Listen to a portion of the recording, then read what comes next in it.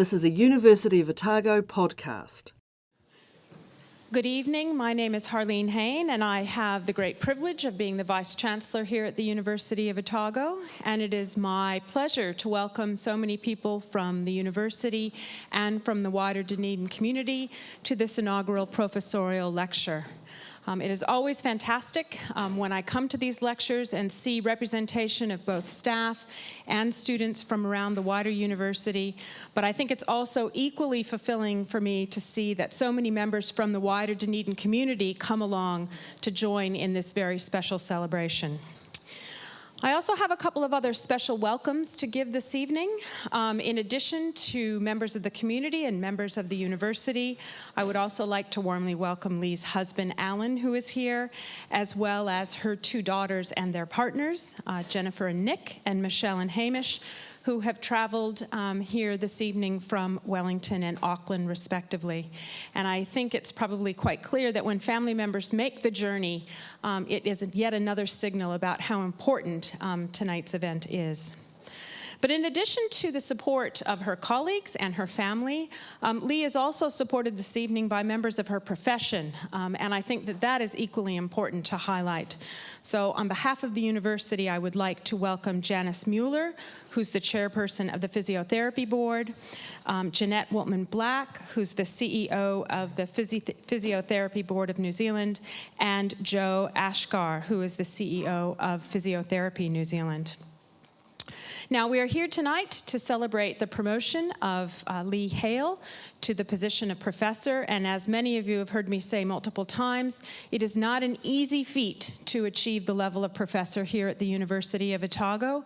It requires that you are a gifted researcher, an outstanding teacher, and that you are also actively involved in service. And certainly Leigh has met all of those criteria. She is an internationally recognized researcher in the area, particularly of disability. She is an award-winning teacher, and I think the other thing I would like to point out is that she is also an outstanding clinician. But in addition to all of this, Leigh is also a very gifted leader. And time again, since she has been here at the University of Otago, she has demonstrated her ability to build and develop relationships between members of the university community across a number of different disciplines. And I'm extremely pleased that Professor Hale has now accepted the challenge of becoming the next dean of the School of Physiotherapy. And we very much look forward to her taking over that position as Professor Baxter steps down in 51 days. So Leigh, on behalf of the University of Otago, I would like to congratulate you on your well-deserved promotion to professor, and I would also like to wish you the very best of luck in your new role as dean. I will now hand over the microphone to Professor Baxter, who will tell us just a little bit more about Professor Hale's journey to professorship.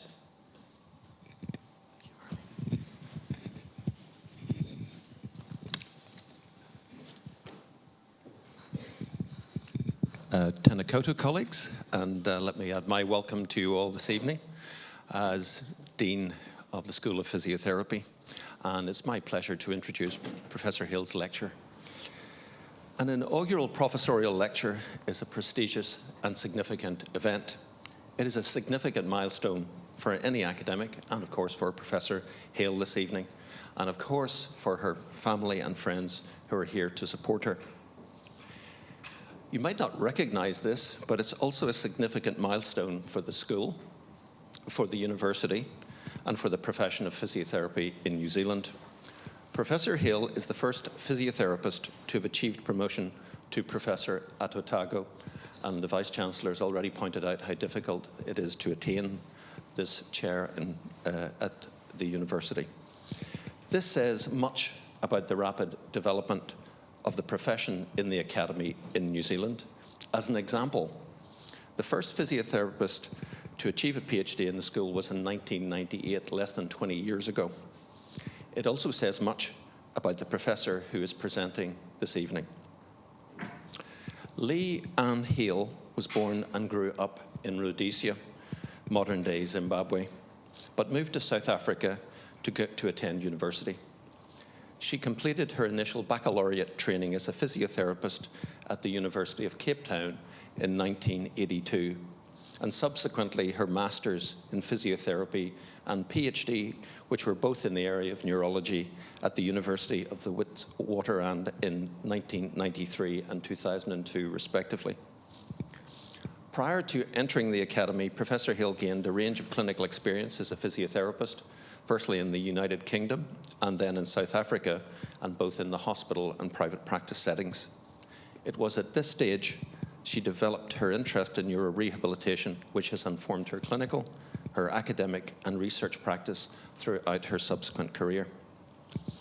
Starting initially as a part-time lecturer in 1990, Professor Hale worked at the University of Witwatersrand until 2000, by which time she had achieved promotion to senior lecturer and was ready for fresh challenges here in New Zealand at the University of Otago. Professor Hale joined the staff of the School of Physiotherapy as a lecturer 15 years ago on the 1st of May 2000. Over the intervening years, she has contributed to and led the neurological physiotherapy teaching within the school at undergraduate and postgraduate level. During this period, she has instigated a variety of curriculum developments and enhancements, most notably and recently the innovative UMove Clinic, which brings people with disabilities from the community into the school to be assessed and treated by our students as part of their skills labs. Professor Hale was promoted to senior lecturer in 2005 and associate professor in 2010. The sort of 5-year cycle to things. I'm wondering what's going to happen in the next 5 years. She was also held various leadership roles at the school over this period, including previously Associate Dean for Research and most recently as Deputy Dean of School. As you might expect, Professor Hale has an impressive research profile, which is a credit to her hard work and her dedication to her chosen profession and field. Leigh has authored or co-authored 4 book chapters, almost 100 full publication in peer-reviewed journals. These make for interesting reading and some for fascinating reading. I note that one paper even manages a homage to the Spice Girls. One does wonder who else but Leigh would think of incorporating the title of a paper to disability and rehabilitation, one of the most respected in the field. Tell me what you want, what you really, really want. For information, this is a qualitative interview-based study, so it was quite appropriate. Professor Hale has also made significant contributions to research training in her field, having supervised to successful completion 12 PhD students and almost 20 master's, dissertation, and thesis students. She was recognized for the quality of her supervision in 2007 by nomination for the OSA Outstanding Supervisors Award. This nomination was supported by all of her graduate research students at the time. Professor Hale also subsequently received the OSA Teaching Excellence Award for Inclusive Teaching in 2013.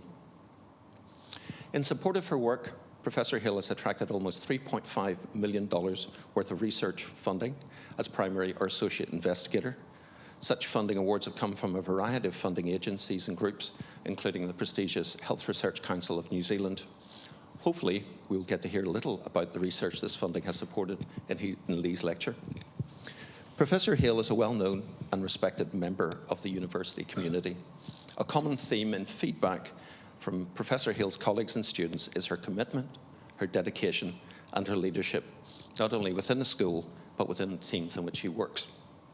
A notable example of such leadership was some years ago when Leigh decided that the whole neuro teaching team, including all research students who were working in neurorehabilitation, that they should go to the Physiotherapy New Zealand Neurology Group Symposium to be held in Nelson in that year.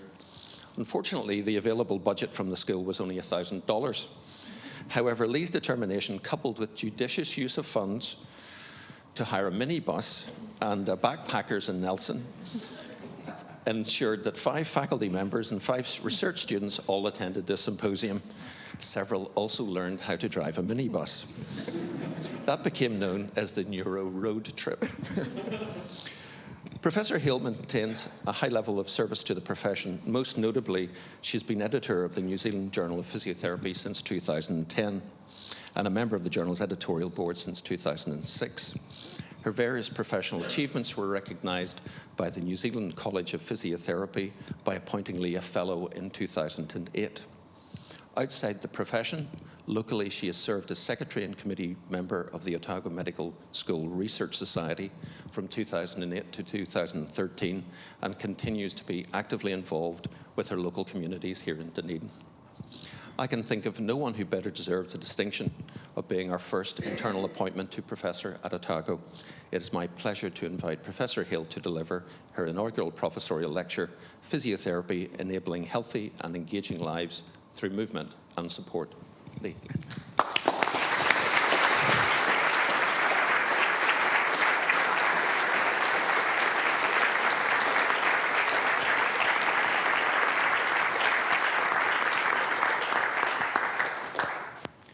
Thank you, Harleen. Thank you, David. The mic's working. Tēnā koutou katoa, and very good evening to you all, and thank you for coming. Especially a large thank you to our distinguished guests. I'm trying to find them from our Physiotherapy Board of New Zealand and our profession, Physiotherapy New Zealand. And thank you to our Vice-Chancellors, our Deputy Vice-Chancellors, Peter, David, and my family for coming here this evening. And a very warm welcome to you all. I'm very humbled and honoured that you've come tonight, and I can see so many friends out there, especially on a chilly night. So thank you for coming to support me. I'm going to have to wear my glasses.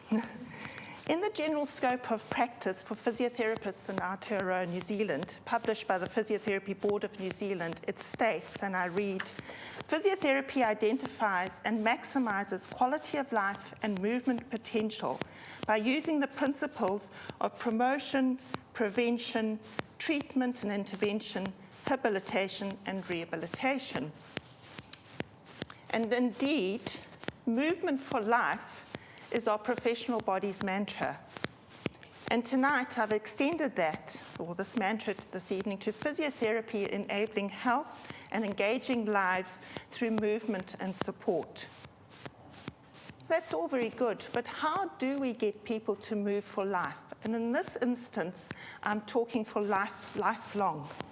How do we get people moving lifelong, and how do we prove that that actually does enable health and engaging lives? Physiotherapists use movement to assist people in a whole range of conditions. And I've been very fortunate in my career as a physiotherapist to work in many of these areas. So I started life as a physiotherapist. As I said, I trained at the University of Cape Town in South Africa. And I started my life at the Professorial Hospital in Cape Town. Stormers country, for those that don't know. These were very exciting times at Professorial Hospital. Christian Barnard had done the first heart transplant, and Professorial was reveling in this international acclaim. And if you worth your salt as a physiotherapist at Professorial, you worked in intensive care unit, and only the very best worked in cardiac surgery with Christian Barnard and his colleagues. So I was very privileged when I worked at Professorial Hospital, because I worked in a lot of areas of physiotherapy, albeit I did not work in cardiac ICU. I wasn't that good. And I used movement. I used active or active-assisted or passive movement to assist people with a whole range of conditions. So while I worked at Professorial, I worked in the orthopedic wards. In those days, people were on traction for long periods of time, lying in bed. So we kept them active with movement, and especially, the injured parts, strengthening muscles. I did work in respiratory and neurosurgical ICUs, getting people mobilized, even if they were still on ventilators. I spent a long time in the burns unit, making sure people didn't develop contractures and stiffness from the burn sites and grafted sites. I even did chest physiotherapy, where we used movement on the chest to mobilize secretions from the lungs if they've got chest infections. I worked in amputation rehabilitation. I even did manipulation and mobilization on spines in order to treat pain, spinal and neck pain. And I even worked in neonatal care, where we used very tiny movements on the chest to mobilize secretions and suction very tiny babies. That was the scariest part of my work that I've ever worked in. And I worked in postnatal and antenatal care, so you can see I've worked everywhere. But my passion was in neurorehabilitation, working with people with stroke, multiple sclerosis, and Parkinson's disease. Back in the day, we tended to use very passive approaches to physiotherapy. We tended to do things to patients and expect them to get better, or tell them what to do and expect them to do it. We were very much the experts waving that magical wand and people would get better. My husband Alan and I then were transferred, or Alan was transferred and I followed, up to Johannesburg. And there I entered the world of academia at the University of the Witwatersrand. And still with my passion in neurorehabilitation, but still very much with my passive approaches very firmly embedded. One of the clinical teaching hospitals we used in Johannesburg, or at Witwatersrand, was the Chris Hani Baragwanath Hospital in Soweto. And at the time it had 3,000 beds and it catered for about 3 million people. And sometimes there were people above the beds and under the beds if there were too many for the hospital. We only had 21 physiotherapists and 8 physiotherapy assistants.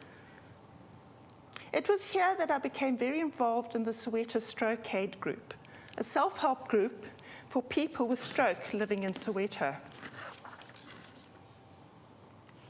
And they made me see life differently. I was asked by the leader of the group, Mrs. Mavis Shabalala, to provide an exercise class. And on the first day, I went to the Soweto Stroke Aid Group with all my physiotherapy knowledge and wisdom to give the class. But I had to sit and wait while they greeted each other and got warmed up for their session. And let me show you how they did this. On the day of our meeting, the stroke aid patients are being collected from their various homes.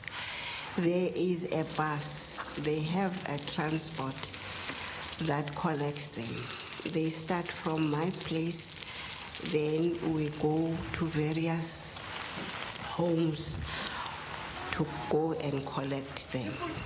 We start at 8, and by 10 o'clock we are at the home.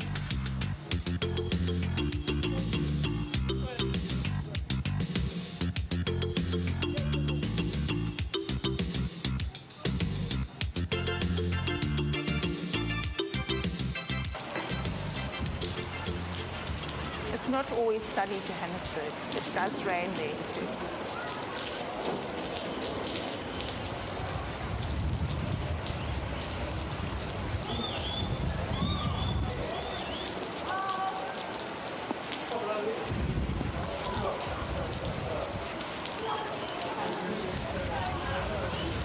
When we get to the home, we open our meeting with a prayer.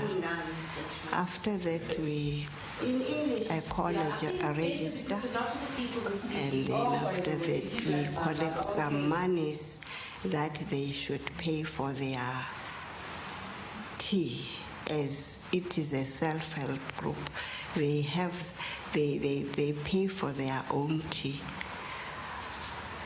After that, after collecting some money for tea, we do some exercises.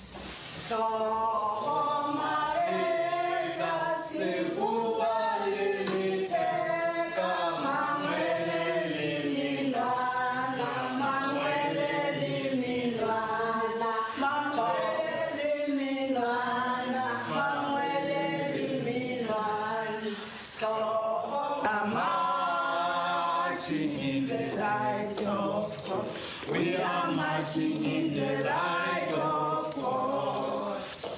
Reza Maya, we said la modimo.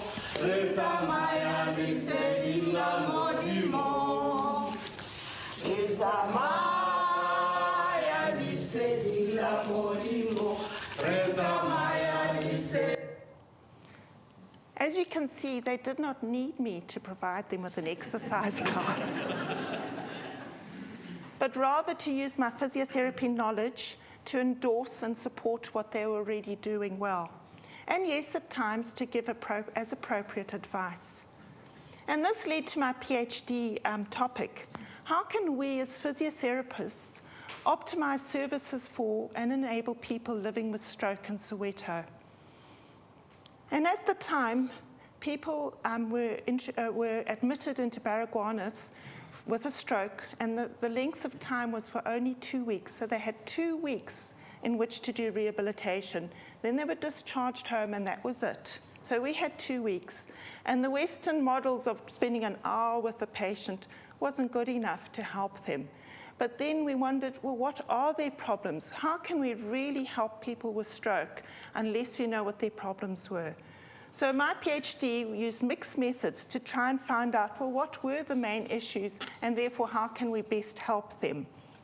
So I asked them, and of course, the quantitative questionnaires told me a bit, but it was really the in-depth qualitative interviews where you talk to people that told me the most.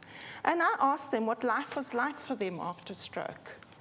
And although they were very sad that they'd lost the ability to independently do activities of daily living, like washing themselves or going to the toilet, what was most distressing was the loss of usefulness, of worth within the family unit.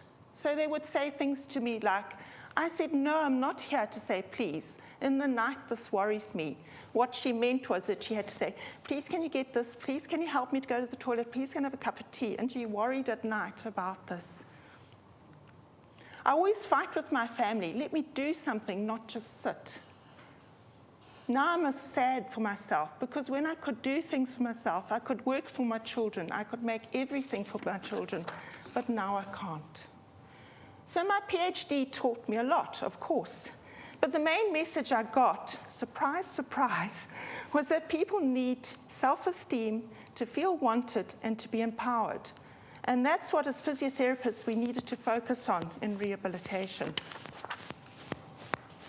This message has guided my subsequent research and teaching, and still using movement to hopefully enable my people, now adding another key ingredient, and that is support.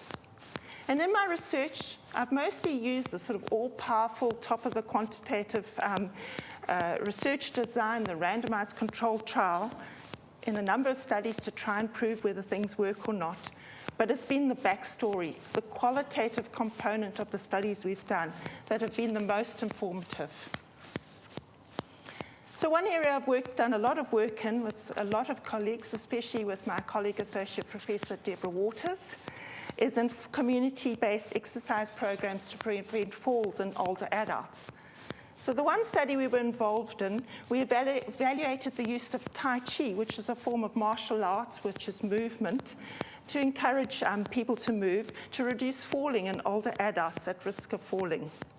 683 participants were randomized into Tai Chi once a week, Tai Chi twice a week, or into a seated class where they just did a very low-level exercise, no balance and no leg strengthening exercises. And they did this for 12 weeks. The primary outcome measure we used was the reduction in the number of falls over an 18-month period. It was a well-done RCT, even if I say so myself, and it was well-powered, it was correctly powered, and so we were excited for the results. And although we reduced falls rate, 5% of falls per month for each month of the trial, there was no significant difference between whether you did Tai Chi twice a week, once a week, or you did the controlled seated exercise class. Everyone reduced falls. So movement had worked across all three groups. We did ask our group, did you continue with exercise after the end of the 12 weeks intervention? And we were really delighted that 50% of them were still exercising 17 months later. So we had got some movement for life going. So in focus groups, we asked participants what they thought would be important to keep them engaged in exercise and physical activity. And what they said was they really valued health professionals' advice, what the exercises needed to be, what it consisted of, the level of activity, how intensive and regularly they should exercise. They really liked quality exercise programs, conducive class environments, well-trained leaders who ensured that they were safe and they exercised suitably. And they wanted health professionals to encourage them and to help them problem solve barriers to getting being involved in exercise, i.e. they needed support.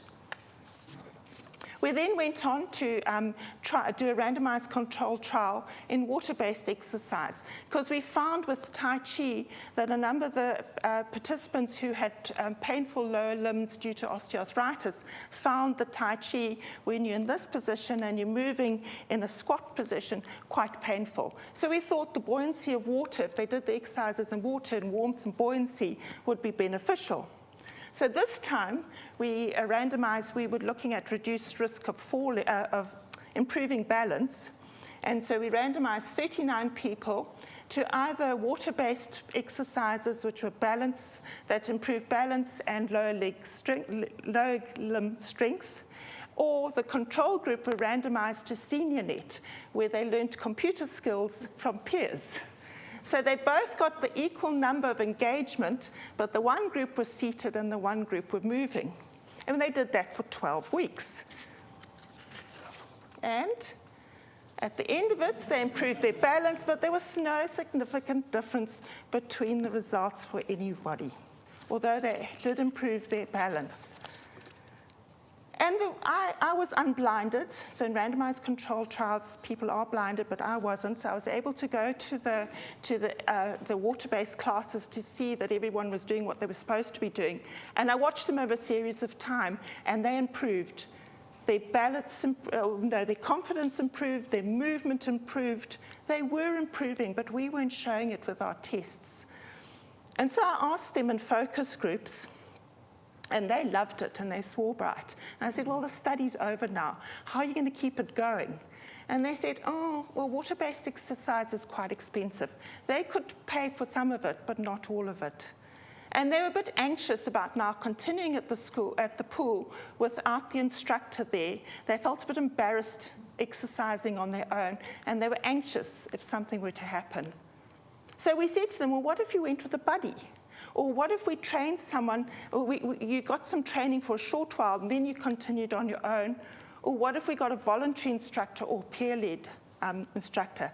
And they didn't want a bar of that. What was really important to them was having that instructor, that trained instructor there. So again, movement was good, but so was the support.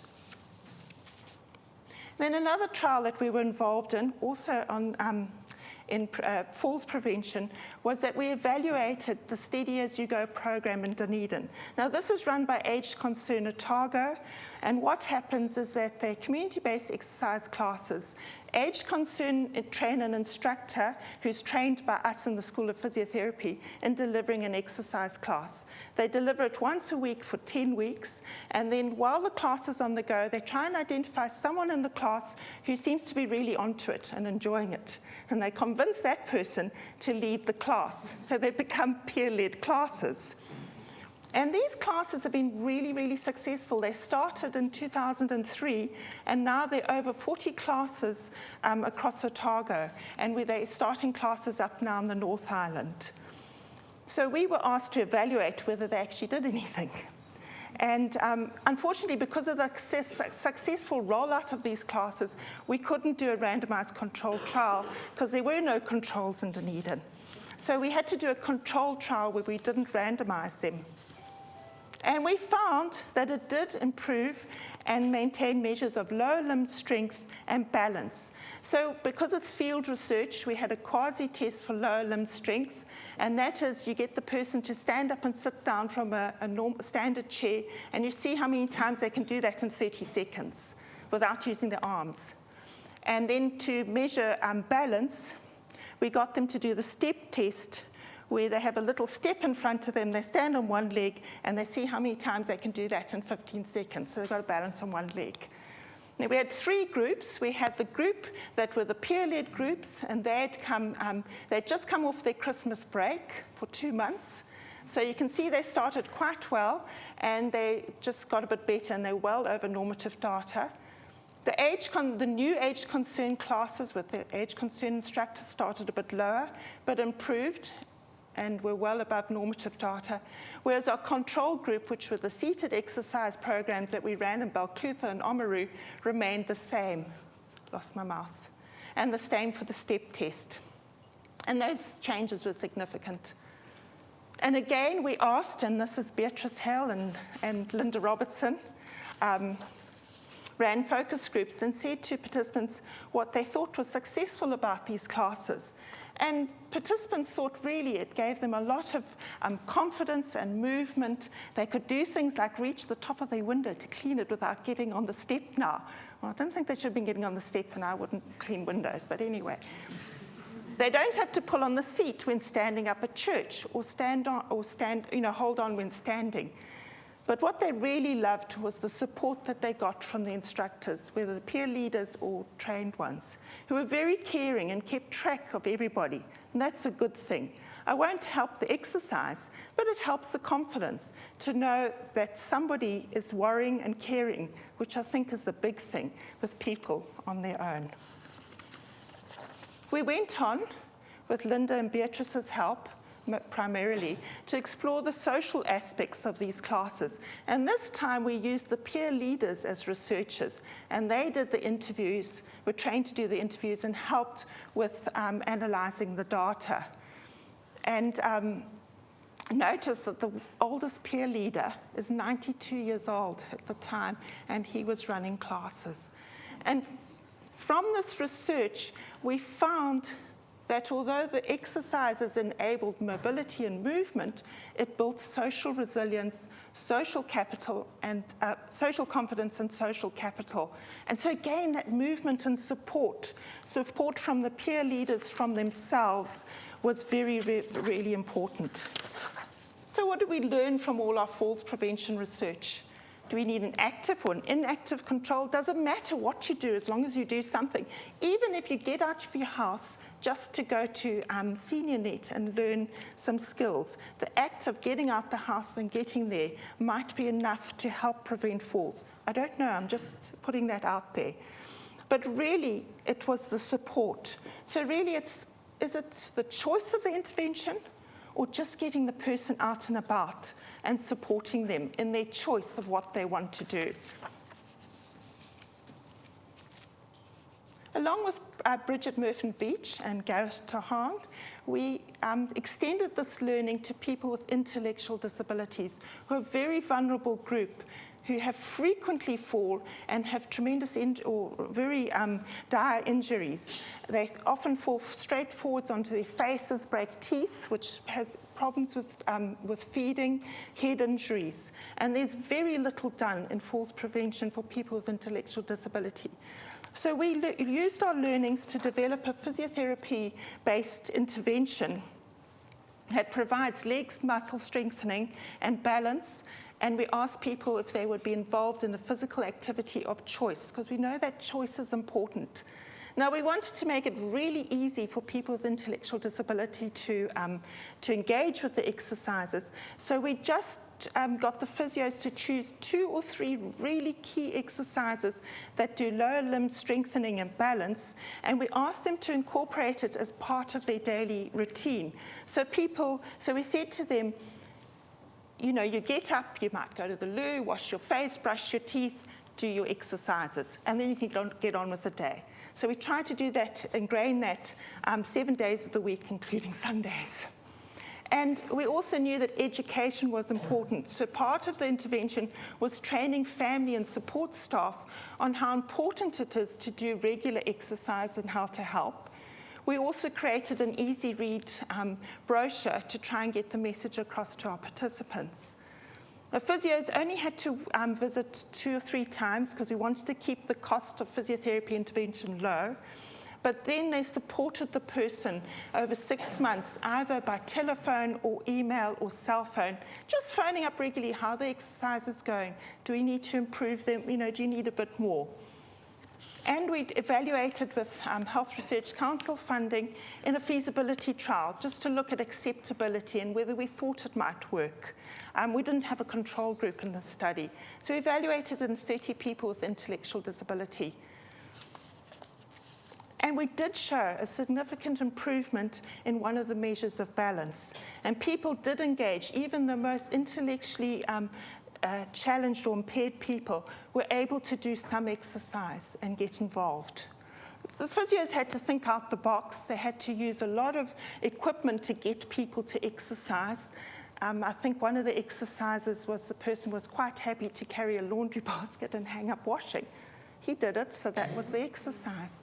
They did get bored with the exercises, doing it every day for 6 months, and life got in the way.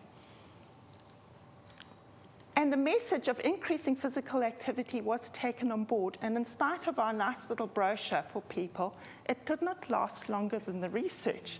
So when the research stopped, they stopped exercising. And we said, why? Well, the research has stopped.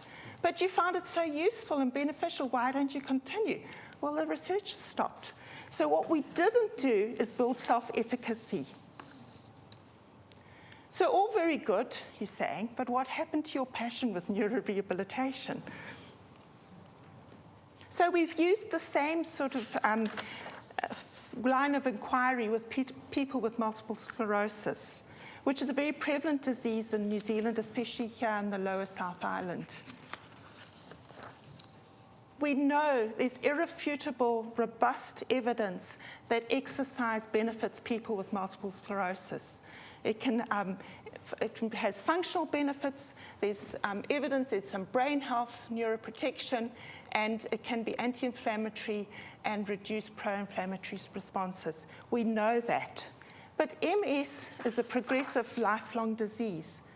So how do you get people to exercise lifelong and keep them engaged in it? This time I worked with Dr. Katzmas, and I must just say that tell me what you really want wasn't my idea. It was Kath's idea, I've got to say that. It wasn't mine. But she was part of the paper. So with Kath and Gareth Johan and Hilda Mulligan, we developed a physiotherapy intervention for people with MS. And this was aimed at trying to just engage people in exercise and so that they would stay in it lifelong. So first of all, we consulted nationwide with people with MS and MS Society, etc. And we did 2 qualitative interviews.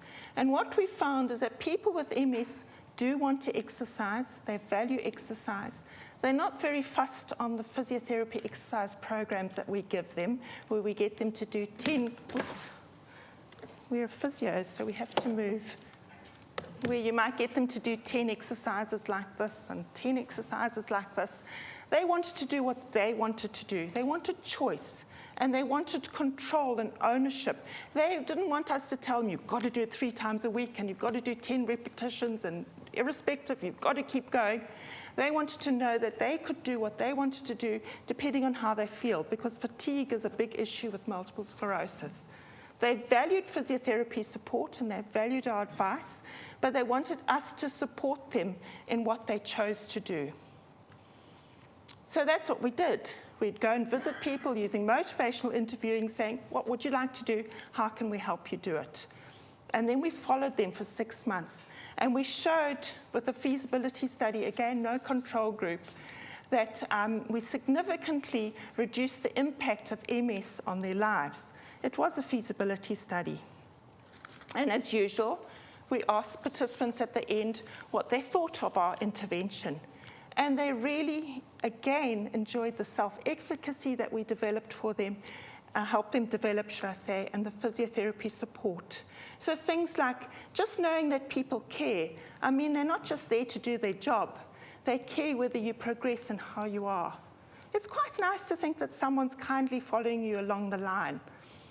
It's made me so determined to do more exercise. So again, there's that supportive role that we play. Have we progressed Blue Prescription? Well, we're presently in a trial, a very small RCT, because we only got a little bit of funding Nothing against Physiotherapy New Zealand, sorry. But, sorry. We tried to get Health Research Council funding to do a fully powered RCT, so we had to cut our cloth accordingly. Sorry, Joe. And we're trialing blue prescription with people living with lifelong disabilities.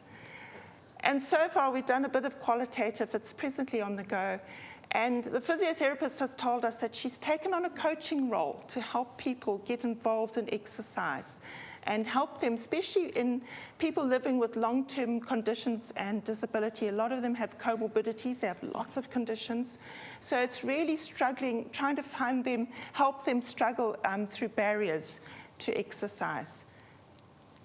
And again, the patients say, it's quite nice having someone kindly following you along the line. So again, that movement and support. So that made me think about support. How do we support people with chronic conditions?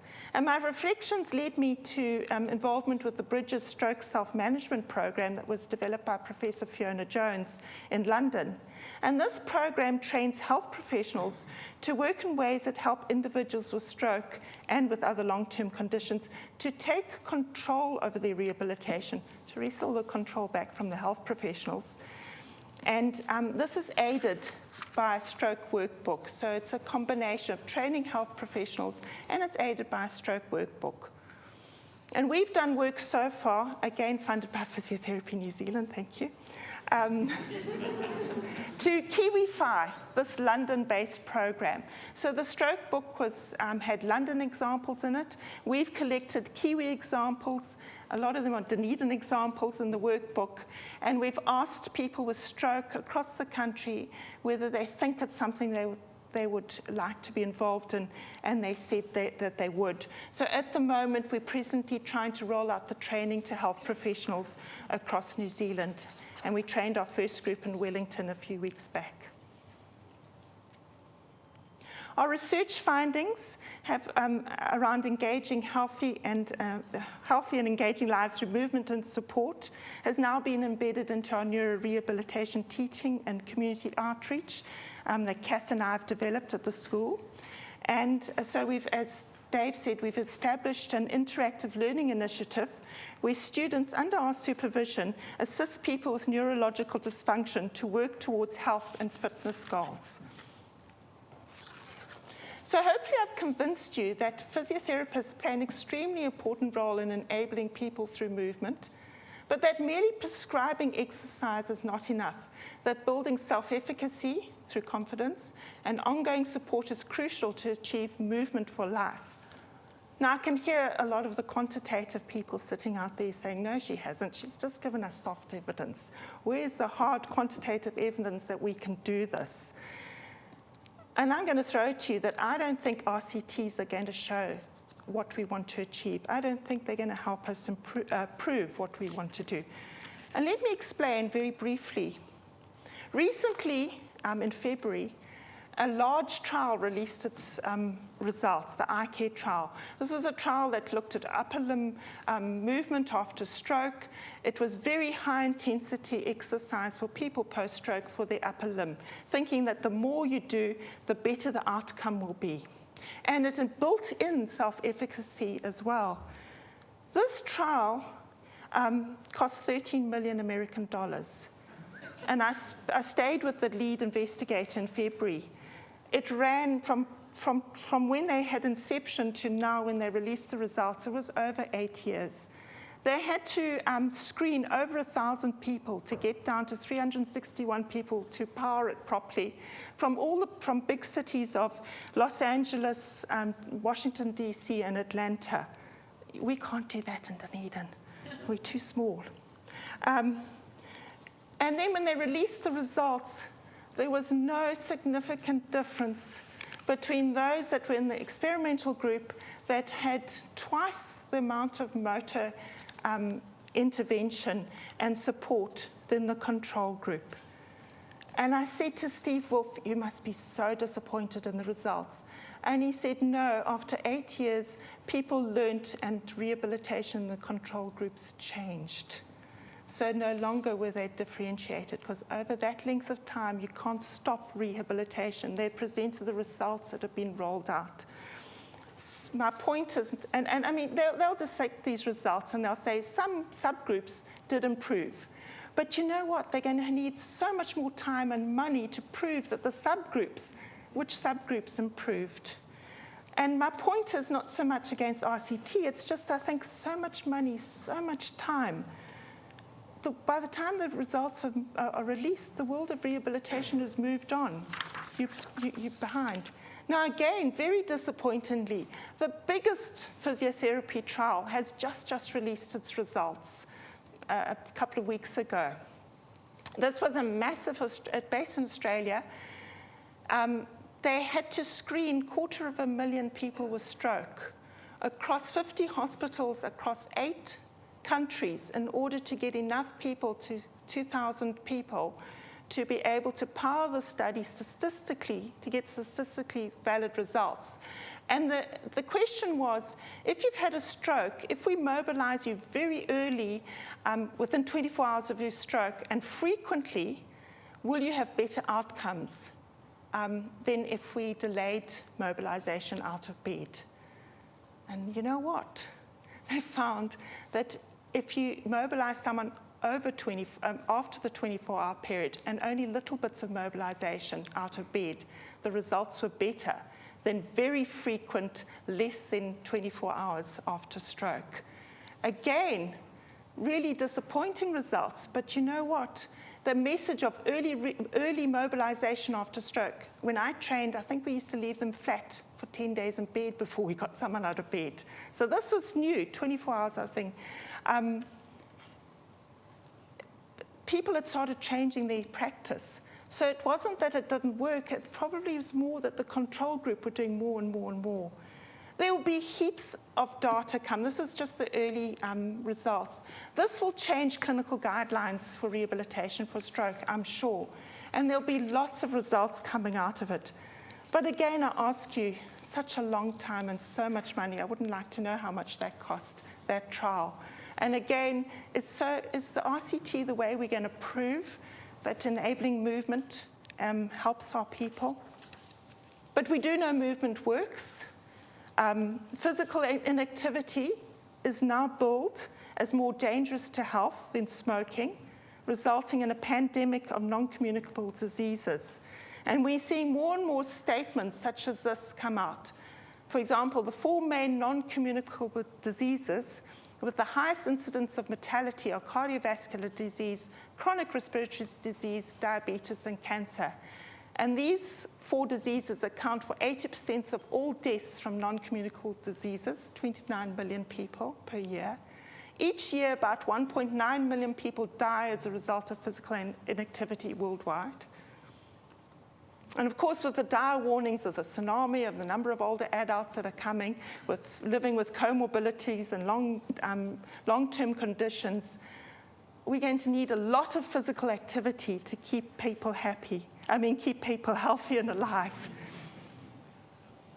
And we know that doing 30 minutes of exercise on most days of the week, at least 3 times a week, will reduce your risk of getting a non-communicable disease. And in fact, along with stopping smoking, physical inactivity is billed as one of the least expensive and most productive health behaviors available to the public. Even our World Confederation of Physical Therapists states that physical therapists work with a wide range of people to optimize their physical activity, from elite athletes to older people seeking to remain active as they age. More than any other profession, they prevent chronic disease by helping people become more active. So I'll end with this thought. So not only do physiotherapists enable healthy and engaging lives through movement and support, they are now more than rehabilitationists. They are now one of the leading health professionals engaged in combating the health pandemics of the 21st century. And we will do this through movement and support for life. But before I invite questions, I would like to acknowledge a lot of people. I haven't got my promotion and made it to this inaugural professorial lecture without all the support. And there's so many people, I can't hope to name everyone. So all my participants, all my colleagues, and there's plenty sitting in here, sitting in the hall tonight. Students as well have helped me, from undergrads to PhD students. I've had so much help from the physiotherapy department at the University of Witwatersrand and from our own department here at Otago. And I've had a number of funders that have funded my research. But the people I'd like to thank the most, who have supported me the most, are three very special people in my life, and that's my husband Alan, my daughter Jennifer, and Michelle. So thank you for your support in getting me here. But this support has come at a cost. And so the cost, I must, as things usually do, and so I do really want to acknowledge four very special people who supported our move to New Zealand, but unfortunately that's Alan and my parents, who we lost, all four of them, in the last 18 months. So we'd like to acknowledge their support for bringing us here. So kia ora and thank you.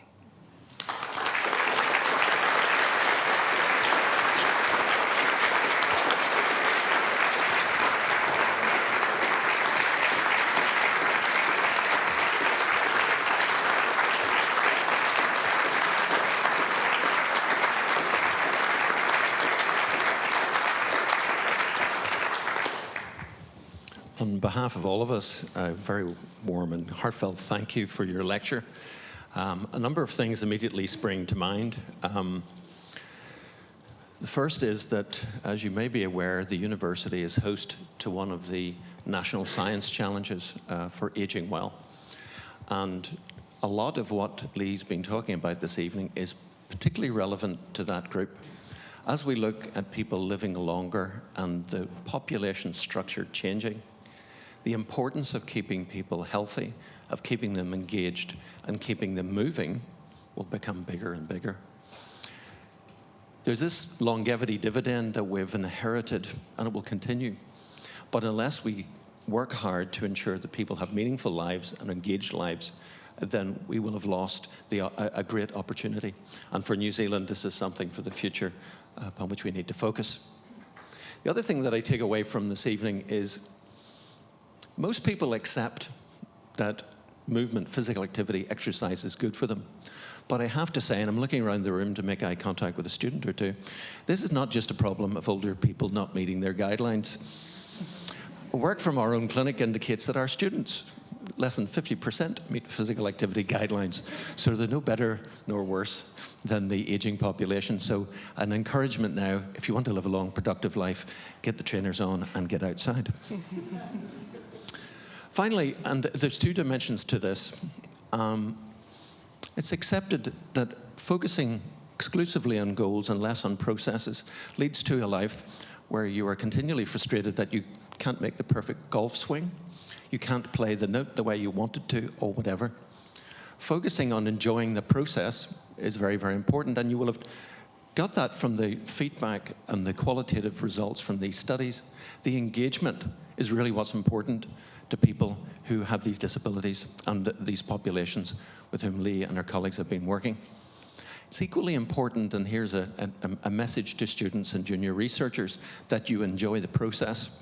The accolades such as this evening come from really dedicating yourself to and enjoying what you're doing.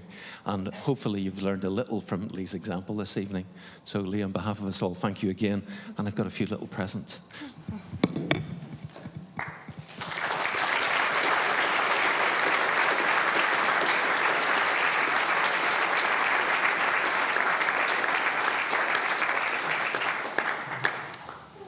I've got too many presents.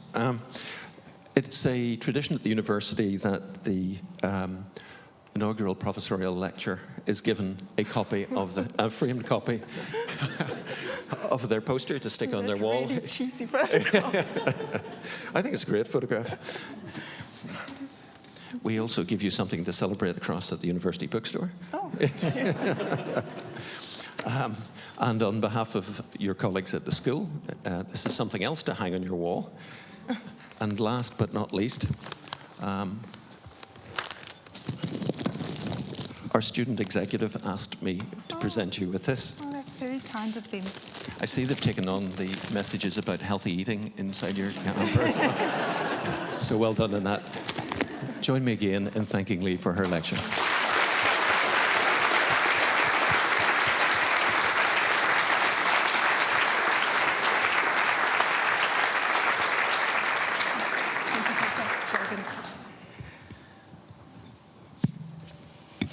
Too many presents here. Kia ora koutou katoa. My name is Peter Crampton. I'm the Pro Vice Chancellor of Health Sciences, and it remains to me to add my words of thanks to Leigh for an absolutely excellent talk, and to also thank you. Before I do that, I would actually like to acknowledge a point made by David earlier on, and that is that Leigh is taking over as the role of Dean of the School of Physiotherapy. And that's after David has been in the role for 10 years. And 10 years is the maximum allowed for those senior leadership roles at our university. So David has built the school up to its very, very strong position now. It has a national and international reputation, which is very well deserved. And now Leigh will be taking over as the Dean very shortly, in 51 days, in fact. 6 hours. And how many hours and seconds, David? And for myself, I very much look forward to working with Leigh in that new role. I think we'll have a very good time working together, Leigh, and I know the senior leadership team of the Division of Health Science looks forward to working with you as well. So thank you again for your presentation, and welcome very shortly to the role of Dean. So thank you to you. Thank you to Leigh's family. This is a very special occasion, and we're so pleased you're able to join us. Thank you for travelling to be with us. Thank you to our distinguished guests who were with us today, representing the profession and Leigh's professional and academic colleagues. Thank you to our university colleagues for being here. Thank you to members of the community, and thank you to friends. I'd like to invite everyone now to join us for drinks in the staff club just across the way. Thank you very much and good evening.